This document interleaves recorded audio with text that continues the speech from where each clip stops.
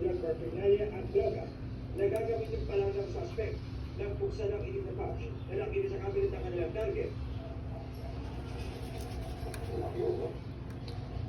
Na-discover ang tatlong sachet na may lamang droga.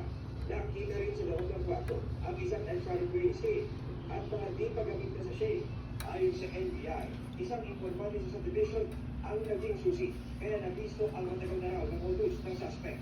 According to the residents, which was also validated by our surveillance and undercover, was the one selling drugs dun sa subdivision.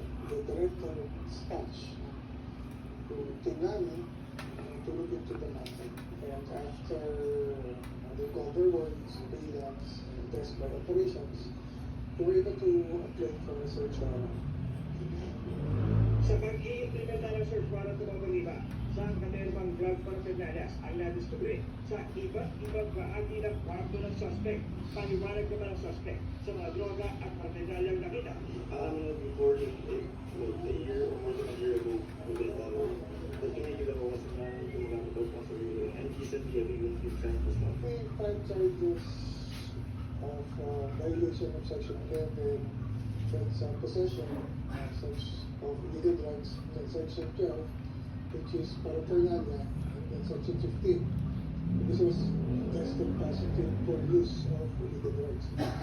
Para sa GMA Integrated News, John Consulta, nakatutok 24 oras. Pinino ng Justice Department na hindi magbabalik